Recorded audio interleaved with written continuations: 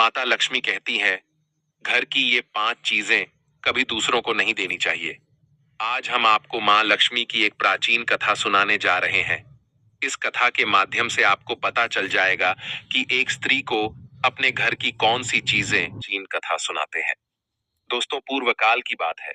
मध्य देश में एक अत्यंत शोभायमान नगरी थी। उस नगरी में एक सुकन्या नाम की स्त्री अपने पति और सास ससुर के साथ निवास करती थी। सुकन्या एक पतिव्रता नारी थी, जो सत्य धर्म का पालन करने में तत्पर और गृह कार्य में दक्ष थी। सुकन्या का स्वभाव अत्यंत दयालु था। वह सदैव दूसरों की सहायता किया करती थी। सुकन्या का पति संजय एक वैश्य था। उसकी अनाज की एक दुकान थी। वह बाजार में लोगों की जरूरत की चीजें बेचा करता था।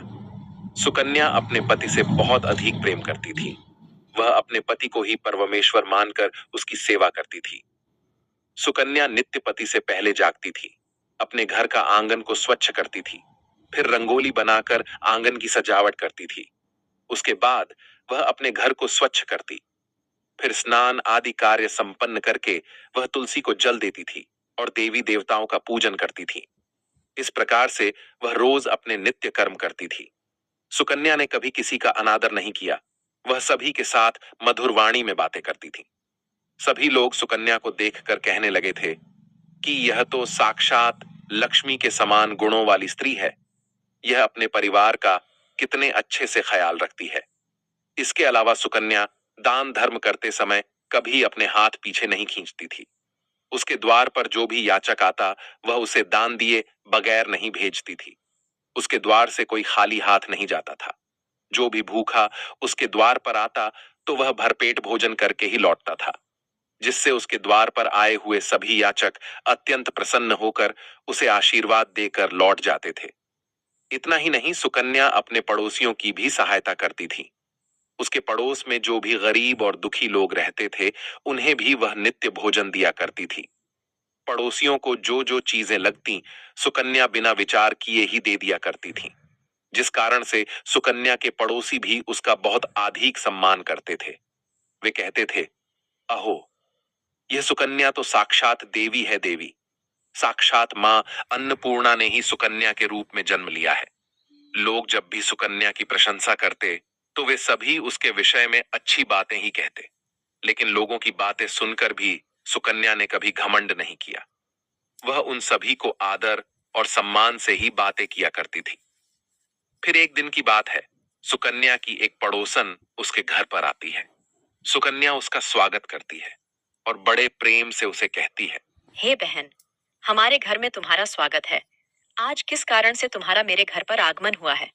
यदि कोई वस्तु चाहिए तो मुझसे मांग लो, मैं तुम्हारी अवश्य मदद करूंगी। सुकन्या की पड़ोसन कहती है, हे सुकन्या बहन, आज मेरे घर पर बहुत से रिश्तेदार आए हैं। उनके लिए मैं भोजन बना रही हूँ। इसीलिए मैं तुम्हारे पास रोटी बनाने के लिए चकला बेलन और तवा मांगने आई हूँ। यदि तुम कुछ समय के लिए मुझे चकला बेलन और तवा दे दोगी तो बड़ी कृपा होगी। मैं काम हो जाने के बाद तुम्हें जल्दी ही लौटा दूंगी। सुकन्या कहती है, हे बहन, इसमें क्या बड़ी बात है? अभी मुझे चकला बेलन की आवश्यकता नहीं है, इसीलिए तुम मेरा चकला बेलन और तवा ले जा सकती हो। रुको, मैं अभी तुम्हें लाकर देती हूँ। फिर सुकन्या रसोई घर में जाती है और रसोई घर से चकला बेलन और तवा लाकर उस पड़ोसन को देती है। तब पड़ोसन कहती है, हे बहन, तुम्हारा बहुत बहुत धन्यवाद।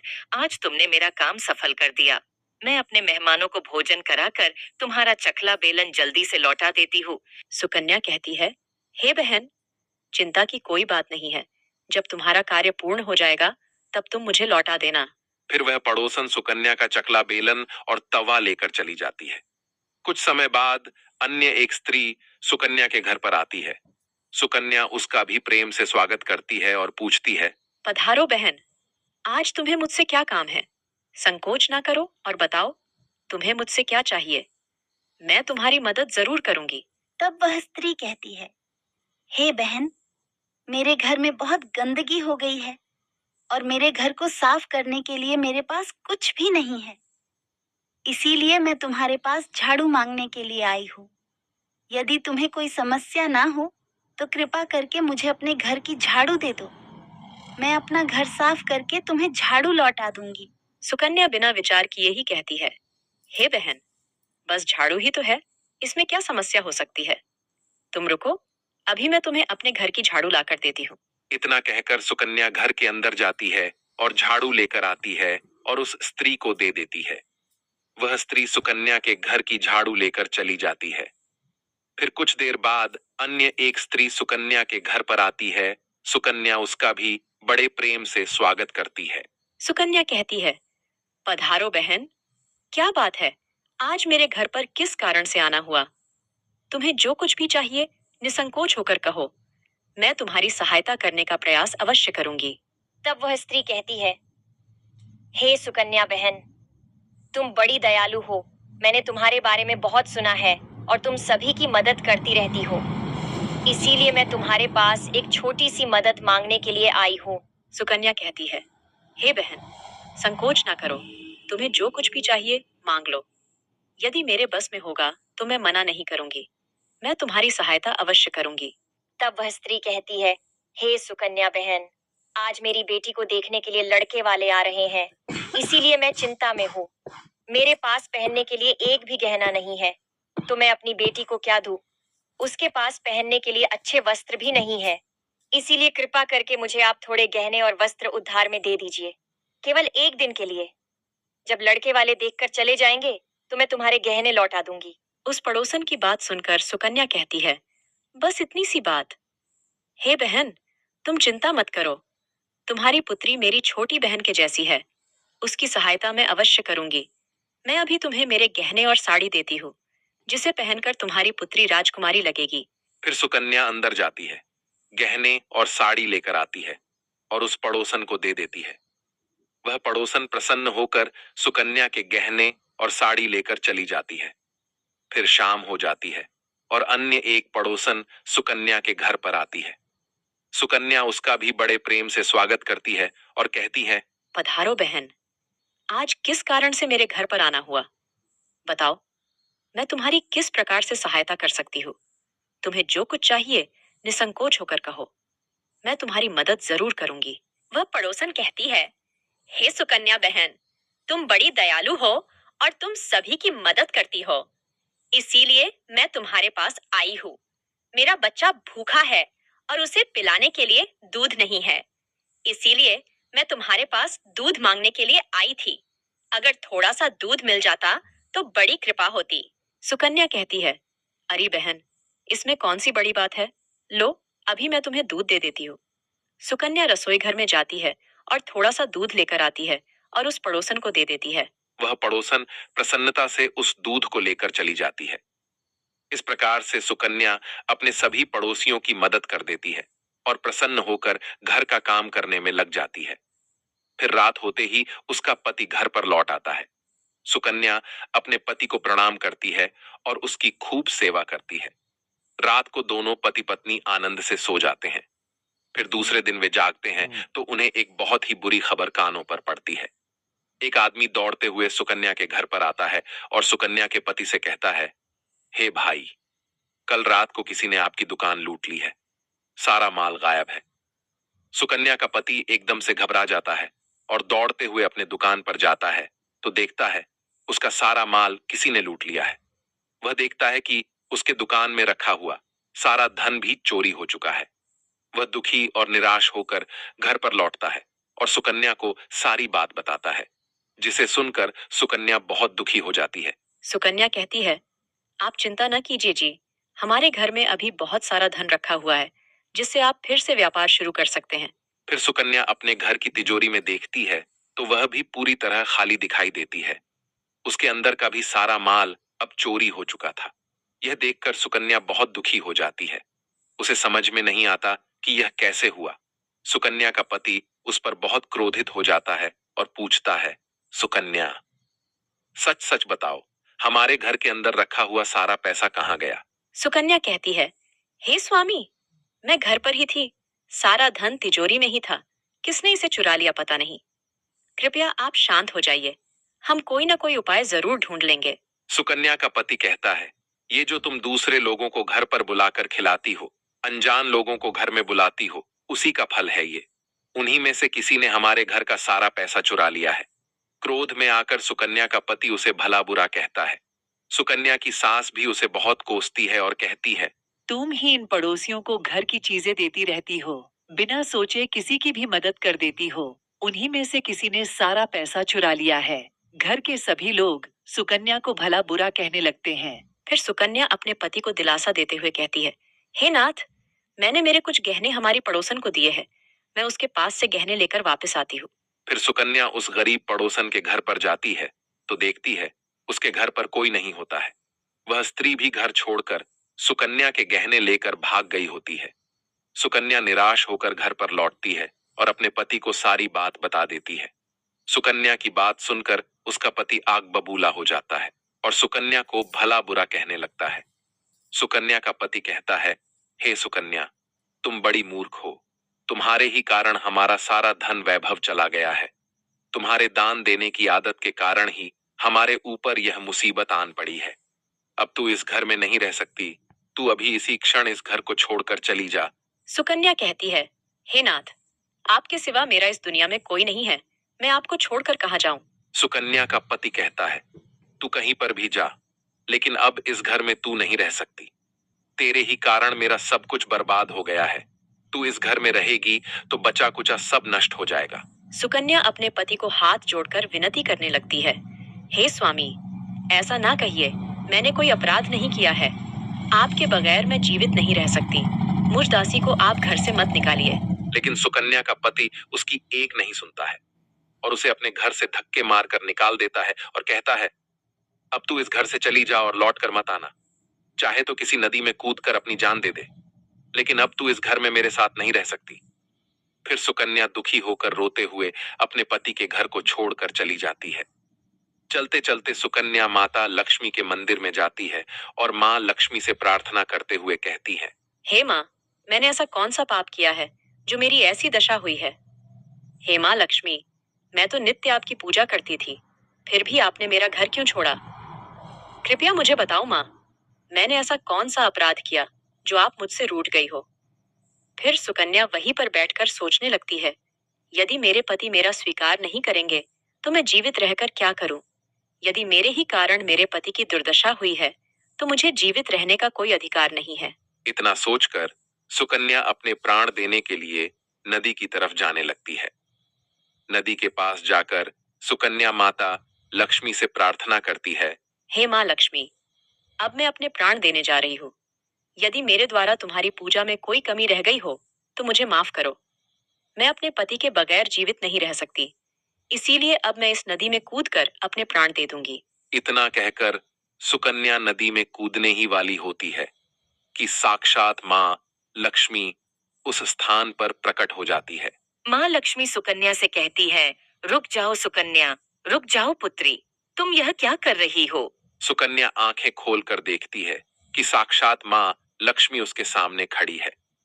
माँ लक्ष्मी के दर्शन करके सुकन्या बहुत प्रसन्न हो जाती है और माँ को बारंबार नमस्कार करते हुए कहती है, हे माँ लक्ष्मी, मुझे क्षमा करो। मैं बहुत बड़ा पाप करने जा रही थी। देवी लक्ष्मी कहती है, हे सुकन्या, मनुष्य को स्वयं अपने प्राण नहीं लेने चाहिए। यह महापाप है। ईश्वर ने जो शरीर प्रदान किया है उसे ऐसे नष्ट नहीं करना चाहिए। सुकन्या कहती है, हे माँ, मैं विवश हूँ। मेरे पति ने मेरा त्याग किया है और स्त्री को अपने पति को छोड़कर नहीं रहना चाहिए। मैं अपने पति को छोड़कर जीवित नहीं रह सकती, इसी कारण से अपने प्राण देने जा रही हूँ। देवी लक्ष्मी कहती है, हे सुकन्या, मैं सब कुछ जानती हूँ और यह भी जानती हूँ कि तुम्हारे पति ने तुम्हारा त्याग क्यों किया है। ये सब तुम्हारी ही भूल के कारण हुआ है। तुमने अनजाने में कुछ ऐसा चीजों का दान किया था जिस कारण से मुझे तुम्हारा घर छोड़कर जाना पड़ा। जो भी स्त्री अपने घर की इन चीजों को दूसरों को दे देती है, उनके घर में मेरा वास नहीं होता है। मैं उन वस्तुओं के साथ ही उनका घर छोड़कर चली जाती हूँ। तब सुकन्या कहती है, हे माँ, ऐसी वह कौन सी वस्तुएं हैं? कृपया आप मुझे बताइए। मैंने कौन सी वस्तुओं का दान किया जिस कारण से आपने मेरे घर का त्याग किया है? देवी लक्ष्मी कहती है, हे पुत्री, अब तुम ध्यान से सुनो। मैं तुम्हें उन चीजों के बारे में बताती हूँ जो किसी भी स्त्री को दूसरों को नहीं देनी चाहिए। इन चीजों का दान करने पर मैं उस घर को छोड़कर चली जाती हूँ। हे सुकन्या, सबसे पहली वस्तु है चकला बेलन और तवा। किसी भी स्त्री को अपने घर का चकला, बेलन और तवा कभी दूसरों को नहीं देना चाहिए। रसोई घर में इन वस्तुओं का महत्व सबसे अधिक होता है। इन वस्तुओं की पवित्रता सदैव ही बनी रहनी चाहिए। इन्हीं वस्तुओं से भगवान विष्णु को प्रसाद बनाया जाता है और तवे पर बनी पहली रोटी भी गाय को खिलाई जाती है। इसीलिए इन वस्तुओं को हमेशा स्वच्छ और शुद्ध रखना चाहिए। दूसरों को देने पर ये अपवित्र हो सकती है और फिर इनका उपयोग करना अशुभ फल प्रदान करता है। इसीलिए सुकन्या, तुमने अपने रसोई घर के चकला, बेलन और तवा अपनी पड़ोसन को देकर पहली सबसे बड़ी भूल की है। आगे माँ लक्ष्मी कहती है, हे सुकन्या, अब तुम दूसरी वस्तु के विषय में सुनो। तुमने अपनी पड़ोसन को अपने घर में रखी हुई झाड़ू ही दे दी। जिस वस्तु में मेरा सदैव वास होता है, जो वस्तु मुझे सबसे अधिक प्रिय है, तुमने उसे ही दूसरे को दे दिया। तो फिर मैं तुम्हारे घर में कैसे ठहरती? हे सुकन्या, जो स्त्री अपने घर की झाड़ू दूसरों को दे देती है, मैं उसके घर को त्याग देती हूँ। झाड़ू से घर की स्वच्छता की जाती है और जहाँ पर स्वच्छता होती है, उसी स्थान पर मेरा वास होता है। ध्यान में रखना सुकन्या, घर में झाड़ू को हमेशा छिपा कर रखना चाहिए। झाड़ू पर बाहरी व्यक्ति की दृष्टि भी नहीं पड़नी चाहिए। झाड़ू एक अत्यंत पवित्र वस्तु है। इसे पैर नहीं लगाना चाहिए और इससे कभी विष्ठा आदि प्रकार की गंदगी साफ नहीं करनी चाहिए। माँ लक्ष्मी कहती है, हे सुकन्या, अब तुम तीसरी वस्तु के विषय में सुनो, जो एक स्त्री को कभी दूसरों को नहीं देनी चाहिए। वह वस्तु है आभूषण। एक स्त्री को अपने आभूषण कभी अन्य महिला को नहीं देने चाहिए। मैं सदैव ही आभूषणों में वास करती हूँ। स्त्री के 16 श्रृंगार में गहनों का बहुत अधिक महत्व होता है। एक विवाहित स्त्री को अपने आभूषण कभी अन्य स्त्री को पहनने के लिए नहीं देने चाहिए। जो स्त्री अपने आभूषण अन्य स्त्रियों को देती है, उसके जीवन में दुर्भाग्य आता है। हे सुकन्या, अब मैं तुम्हें चौथी वस्तु के विषय में बताती हूँ। किसी भी मनुष्य को शाम हो जाने के बाद कभी सफेद रंग की वस्तुओं का दान नहीं करना चाहिए, किंतु तुमने शाम के समय दूध का दान किया था। शाम को दूध का दान करने से जीवन में दुर्भाग्य आता है। शाम को सफेद रंग की चीजें दान करने से मनुष्य के जीवन में अशुभ काल आता है। माँ लक्ष्मी कहती है, हे सुकन्या, अब मैंने तुम्हें उन सभी वस्तुओं के बारे में बता दिया है जिनका कभी दान नहीं करना चाहिए। ये वस्तुएं कभी दूसरों को उधार में अथवा उपयोग के लिए नहीं देनी चाहिए। सुकन्या कहती है, हे माँ लक्ष्मी, मुझसे बड़ी भूल हो गई। मैं इन बातों से अनजान थी। कृपया मुझे क्षमा करो और अब मुझे प्रायश्चित करने का उपाय बताओ। देवी लक्ष्मी कहती है, हे सुकन्या, तुमने प्रायश्चित पहले ही कर लिया है, इसीलिए अब तुम अपने घर पर लौट जाओ। मैं तुम्हें तुम्हारा संपूर्ण वैभव और धन संपत्ति लौटा देती हूँ। इतना कहकर माँ लक्ष्मी उस स्थान से अंतर्ध्यान हो जाती है। फिर सुकन्या भी माँ लक्ष्मी को धन्यवाद करती है और उस स्थान से घर की तरफ जाने लगती है। तभी उसका पति ढूंढते हुए उसी की तरफ आ रहा होता है। वह सुकन्या के पास आकर उससे क्षमा मांगता है और कहता है, हे सुकन्या, मुझे माफ करो। मैंने तुम्हें बहुत भला बुरा कहा था। तुम तो साक्षात देवी के समान हो।